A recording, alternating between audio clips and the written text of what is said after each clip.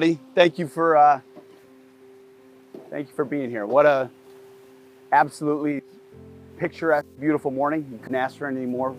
And we've been looking forward to this as a family for a long time. Just an opportunity for our own kids to remind them what it's all about. Generations and generations before this one, a bunch of fathers, some mothers, and a bunch of kids and generations after that who may knew their dad or knew him in some way. Families and generations entirely affected.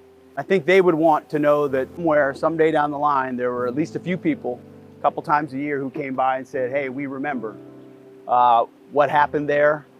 And our country will collectively remember in a couple of days. And it's our responsibility to pass that to the next generation. That's what I see days like Memorial Day.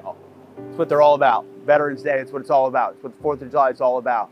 Yeah, we understand it and appreciate it, and that's why we're here, that's why we serve, that's why we're doing what we do.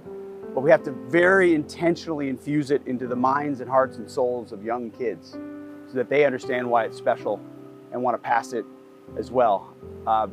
What we value, what we celebrate, and what we spend our time on is a reflection of what we value. And so it was not hard for us to say, hey, we're going to rouse these kids out of bed and get them out and doing something meaningful for a little bit. And we're just glad all of you are willing to do it too. I see a lot of folks I get to serve with every single day. Appreciate you. Thanks for taking extra time on a Saturday as if you don't work enough to do a little bit more. And looking forward to all the things we're going to be able to do this weekend. And great to be joined by our excellent Secretary of the VA, Doug Collins. We signed something yesterday. I don't think it's been released publicly yet. Just an agreement, historic one, between the VA and the DoD to work together for service members to continue that follow through on the continuum of service to the VA. Should have been done a long time ago. Glad to do it with you. Thanks for being here. If you want to say a few things. No, Pete, I agree with what you're talking about. And what you just said made such sense. And I was thinking about it when you talk about generations.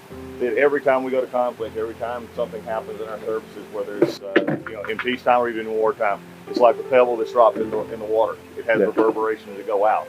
And we may not see those reverberations further down the line, but they've affected all of us. So as we come to a time like this, I'm pleased to stand here with you, Pete, and the families that are here to say, we still remember. And there's going to be things that, just like the one we heard, came up to the wall and said, that's me. Well, in some ways, that's all of us. Absolutely. So it's great to be here. Thanks for being here. And it gave me, even just this morning, preparing for this, it gave me a moment to remind the kids about the Korean War. What was it? Why did it matter? What was the strategic environment? Who were we fighting?